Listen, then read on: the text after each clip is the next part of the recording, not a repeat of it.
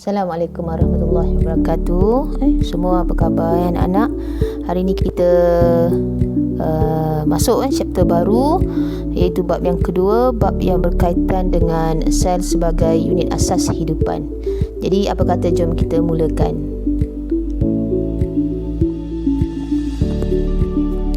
Pertama sekali kita akan mempelajari subtopik pertama yang ada dalam bab ini, iaitu kita akan mengenali apakah definisi sel, serta kita akan mempelajari juga struktur-struktur dan fungsi bagi setiap struktur yang ada di dalam sel.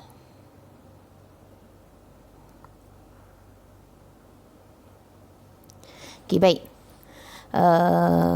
Perkara yang pertama adalah kita hendak mempelajari apakah yang dimaksudkan sebagai sel.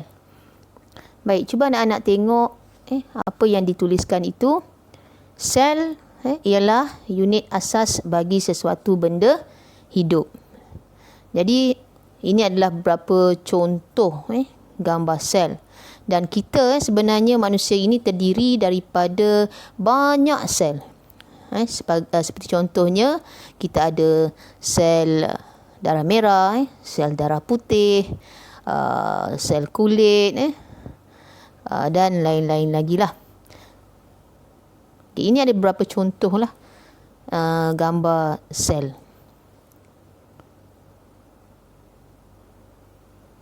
Baik, yang seterusnya, sebelum kita mempelajari lebih lanjut tentang sel, apa kata kita cuba mempelajari dulu bagaimana sejarah sel ini mula dikenali lah. Ia sebenarnya dikenali daripada seorang saintis yang bernama Robert Hooke, di mana beliau ingin memerhatikan sekeping gabus di bawah mikroskopnya.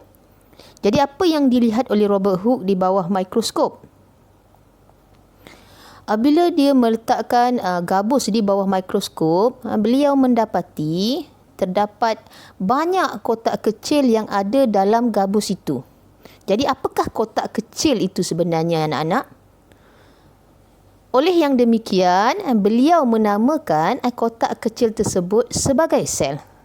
Jadi sebenarnya kotak kecil itulah yang membina sekeping gabus tersebutlah. Jadi betapa besarnya peranan sel ini kalau kita lihat, ia adalah unit asas, benda asas untuk menjadikan sesuatu benda, sesuatu perkara atau sesuatu organisma hidup. Okey, jom kita sama-sama fikirkan mengapa sel itu dikatakan unit asas bagi suatu benda hidup. Cikgu ingin memberi satu analogi lah. Jadi cuba anak-anak lihat gambar yang cikgu tunjukkan itu, satu set Lego yang lengkap, Lego ambulans tu, dan juga satu set Lego inilah.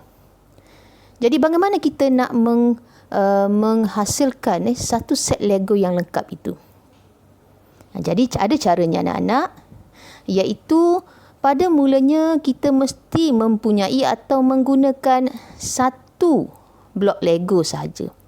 Daripada satu blok Lego itu, kita akan pasang atau gabungkan dengan banyak jenis Lego yang lain. Jadi akhirnya kita akan memperolehi satu set Lego yang lengkap. Bermakna sel itu kita ibaratkan sebagai satu blok Lego. Jadi sel itu perlu dikembang-kembangkan untuk menjadikan sesuatu benda hidup. Jadi sebab itulah dikatakan sel itu sebagai unit asas benda hidup. Harap anak-anak memahamilah apa yang cikgu cuba sampaikan dengan membuat analogi Lego ini ya. Baik. Seterusnya, satu sel itu dia akan mengalami proses pembahagian sel, di mana sel perlu membahagi untuk membentuk sel-sel baru dan juga menggantikan sel-sel yang rosak lah. Satu sel tunggal akan menjadi 2 sel yang berasingan dan seterusnya.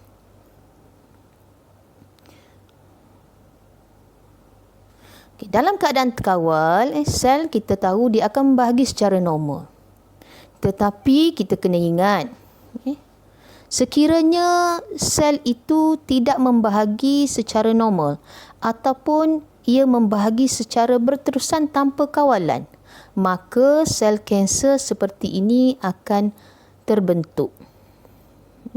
Jadi cuba kita tengok sama-sama. Cuba kita perhatikan, ini adalah sel pada awalnya. Rajah yang kedua ini menunjukkan sel telah membahagi secara normal dahulu. Tetapi dah nampak dia dah mula membahagi secara berterusan tanpa kawalan dan akhirnya sel itu membentuk atau membahagi secara tidak normal lagi. Maka wujudlah sel kanser di situ. Okey, ini sekadar pengetahuanlah untuk anak-anak di mana sekiranya pembahagian sel itu berlaku tidak normal di dalam badan kita, maka inilah yang akan terjadi.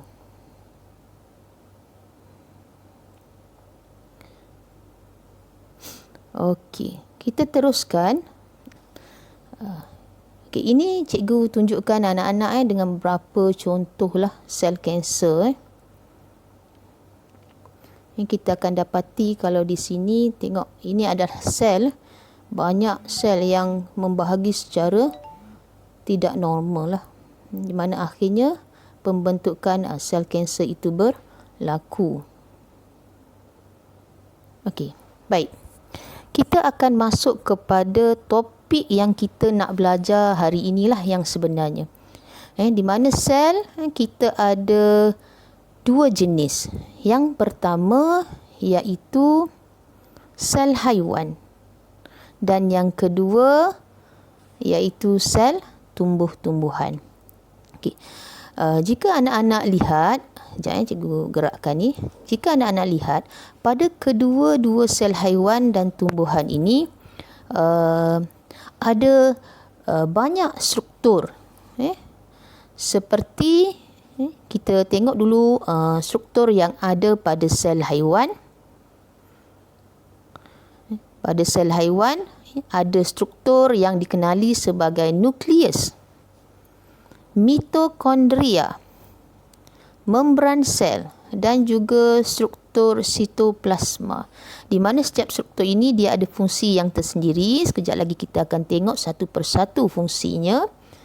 Dan juga pada sel tumbuhan juga ada struktur-struktur yang tersendiri. Okey, cuba murid-murid perhatikan. Pada sel tumbuhan terdapat struktur yang sama dengan sel haiwan, iaitu nukleus. Ada juga pada sel haiwan. Mitokondria sama dengan sel haiwan. Membran sel juga ada pada sel haiwan dan satu lagi yang ada pada sel tumbuhan dan ada pada sel haiwan adalah sitoplasma. Cuma pada sel tumbuhan ada tambahan struktur yang lain seperti kloroplas, vakuol dan juga dinding sel. Jadi pada sel haiwan dan sel tumbuhan ini ada struktur yang sama dan ada struktur yang tidak sama. Jadi jom kita lihat fungsi dahulu bagi setiap struktur. Struktur yang pertama yang ada pada kedua-dua sel iaitu membran sel. Fungsinya mengawal pergerakan bahan ke dalam dan keluar sel. Fungsi yang seterusnya, struktur yang seterusnya yang ada pada kedua-dua sel juga adalah mitokondria. Mitokondria ini berfungsi menghasilkan tenaga untuk membolehkan tindak balas berlaku di dalam sel. Struktur yang ketiga adalah sitoplasma. Sitoplasma ini ada pada sel haiwan dan sel tumbuhan. Fungsinya untuk membolehkan tindak balas kimia berlaku di dalam sel. Seterusnya, satu lagi contoh struktur yang ada pada kedua-dua sel, iaitu struktur yang paling utama ialah nukleus. Jadi, apa fungsi nukleus pada kedua-dua sel? Nukleus ini mengawal keseluruhan aktiviti sel. Dan di dalam nukleus ini mengandungi kromosom yang terdiri daripada DNA yang membawa maklumat genetik kepada sesuatu organisma itu, sesuatu benda hidup itu. Jadi nukleus ini satu struktur yang sangat penting kerana ia mengawal keseluruhan aktiviti sel. Yang seterusnya, kloroplas. Struktur yang seterusnya adalah kloroplas. Kloroplas ini hanya ada pada sel tumbuhan. Kenapa ia hanya ada pada sel tumbuhan ya, anak-anak? Ini kerana kloroplas berfungsi menyerap tenaga cahaya untuk membolehkan tumbuhan menjalankan proses fotosintesis. Jadi, oleh kerana sel haiwan tidak menjalankan proses fotosintesis, sebab itulah kloroplas ini tidak ada pada sel haiwan.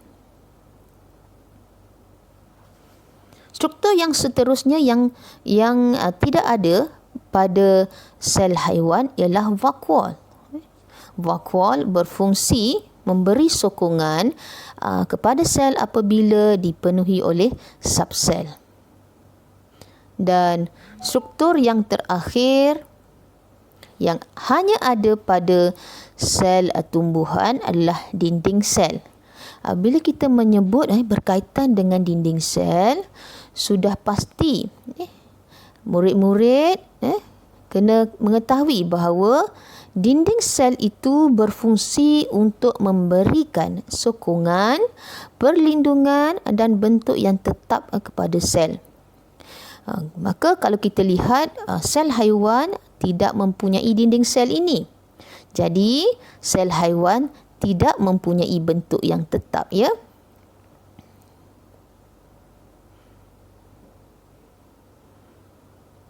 Baik, yang seterusnya kita akan cuba membuat perbandingan antara sel haiwan dan sel tumbuhan. Sebab kita belajar tadi pada sel haiwan dan tumbuhan ada struktur-struktur yang sama dan ada struktur-struktur yang berbeza. Jadi kita boleh membuat perbandingan antara sel haiwan dan sel tumbuhan dengan cara kita bina peta Eyting ini. Jadi ini adalah peta Eyting buih berganda. Peta ini amat sesuai untuk menggambarkan persamaan dan juga perbezaan pada sesuatu perkara. Jadi oleh kerana sel haiwan dan sel tumbuhan ada persamaannya dan ada perbezaannya, maka kita boleh gambarkan dalam peta buih berganda ini.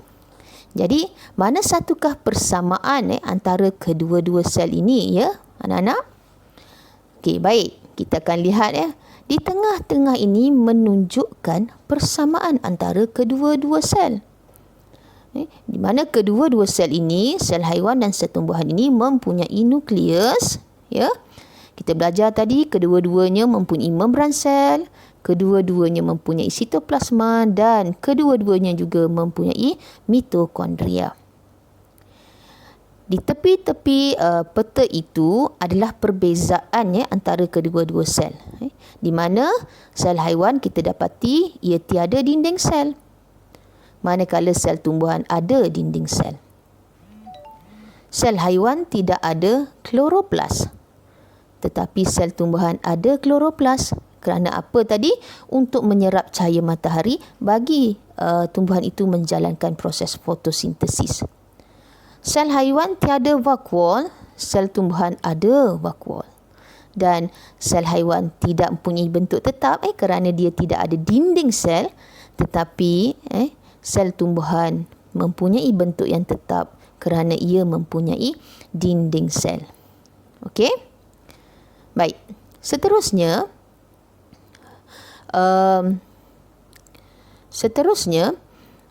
satu lagi bentuk yang kita boleh gambarkan persamaan dan perbezaan sel haiwan dan sel tumbuhan ini adalah dengan cara, kalau di sini cikgu buat dalam bentuk jadual. Kalau kita tengok persamaan antara sel haiwan dan sel tumbuhan itu, kita dapati kedua-dua sel mempunyai sitoplasma, nukleus, membran sel, dan ada satu lagi yang cikgu tertinggal di situ, iaitu apa ya? Mitokondria. Okey, dan perbezaannya di situ anak-anak adalah sama dengan apa yang kita telah bincangkan tadi. Cuma cikgu nak tekankan ada satu perbezaan yang mungkin cikgu tak jelaskan pada slide sebelumnya, iaitu perbezaan dari segi vakuol. Tadi slide yang sebelumnya cikgu tunjukkan vakuol pada sel haiwan tiada.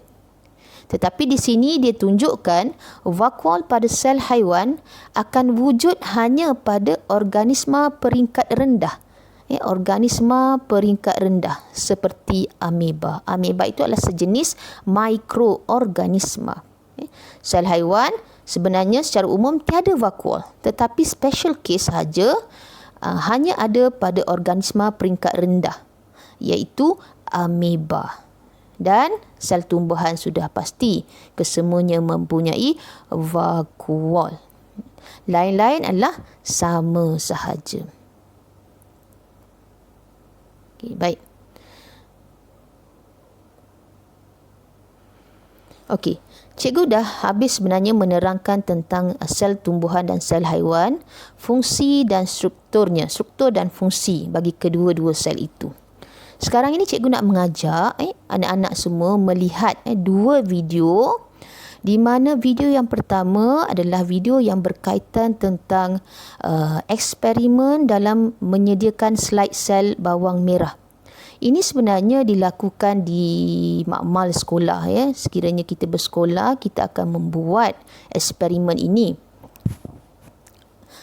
Eksperimen ini sebenarnya bertujuan untuk kita nak melihat sel tumbuhan yang bentuknya petak tadi yang kita belajar tadi di bawah mikroskop. Jadi oleh kerana kita nak melihat sel tumbuhan, maka eksperimen ini pakai bawang merah sebagai tumbuhan yang akan dikaji. Jadi jom kita sama-sama lihat dapatan daripada eksperimen yang disediakan, di mana di akhirnya nanti kita akan kita akan tengok bentuk sel haiwan yang akan dilihat di bawah mikroskop lah. Jadi jom kita lihat.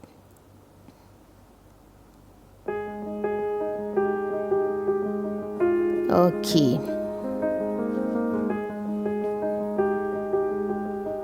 Cara-cara penyediaan slide sel bawang merah, kita sediakan slide, ini namanya slide yang petak itu.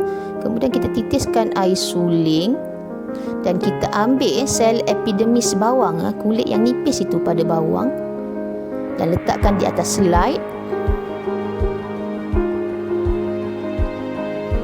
Setelah letak, kita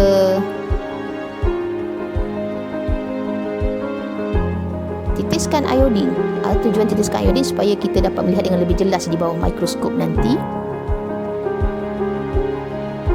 Kemudian letakkan penutup kaca perlahan-lahan. Penutup kaca adalah kepingan kaca yang sangat nipis.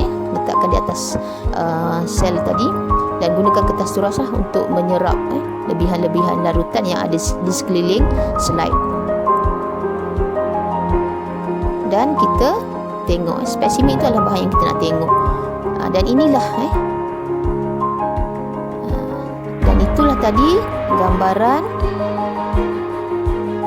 Okey, baik, cikgu tunjukkan sedikit apa yang dilihat di bawah mikroskop tadi adalah kita akan nampak bentuk sel tumbuhan itu yang petak-petak itulah anak-anak ya. Jadi sebenarnya eksperimen ni sangat seronok, cuma kita ada kekangan lah kerana kita tidak dapat membuat eksperimen inilah. Jadi itu adalah yang pertama, penyediaan slide untuk melihat sel tumbuhan. Dan yang kedua, kita akan melihat eksperimen penyediaan untuk melihat sel haiwan di bawah mikroskop. Oleh kerana kita nak melihat sel haiwan, kita menggunakan di sini spesimen atau bahan yang kita nak tengok. Kita gunakan sel pipi. Sel pipi ni maksudnya nanti dia akan gunakan pencongkir gigi korek di bahagian dalam pipi kita. Kita letakkan di atas slide. Cuba kita lihat sama-sama video yang akan ditunjukkan.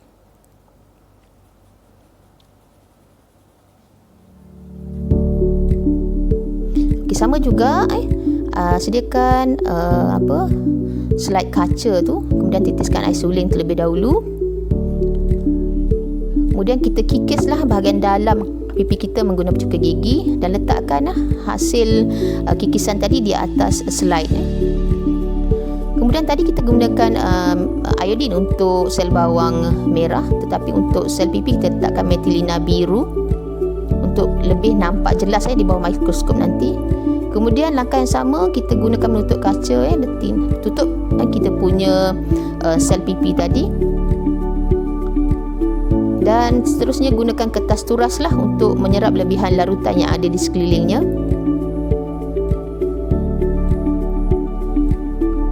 Perhatikan spesimen. Spesimen itulah bahan yang kita nak tengok nanti di bawah mikroskop lah.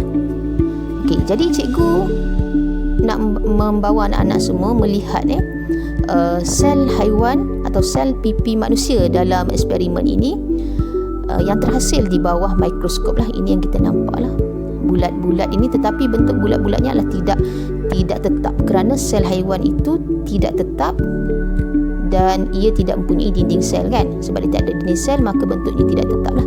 Kita boleh tengoklah, ini adalah sel haiwan.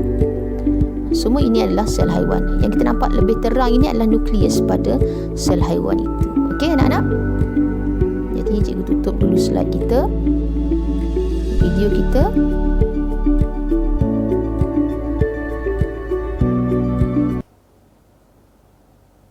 Okey, jadi dua eksperimen telah cikgu tunjukkan untuk murid-murid, di mana eksperimen pertama kita melihat sel tumbuhan di bawah mikroskop, kita menggunakan sel bawang merah. Eksperimen yang kedua adalah kita nak melihat sel haiwan, di mana kita menggunakan sel pipi manusia dan kita letakkan di bawah mikroskop lah. Jadi cikgu harap anak-anak memahami video yang telah dipertontonkan dan mungkin akan berguna untuk nanti untuk anak-anak menjawab soalan kuis dan soalan kerja rumah nanti ya. Okay, kita teruskan slide kita yang seterusnya. Jadi cikgu paparkan di sini kerja rumah. Kerja rumah kita, kerana kita pada hari ini kita dah habis sesi PDPR kita. Jadi kerja rumah anak-anak adalah yang pertama ya, lengkapkan buku buku Sains Proses Skill muka surat 24 dan 25 dan jawablah soalan kuis yang cikgu masukkan semua sekali di dalam GC. Jadi cikgu harapkan anak-anak mendapat sesuatu yang bermanfaat daripada video pembelajaran yang cikgu sediakan ini. InsyaAllah pada minggu-minggu yang akan datang kita akan berjumpa lagi. Dan itu saja untuk hari ini. Kita jumpa lagi. Bye-bye. Assalamualaikum.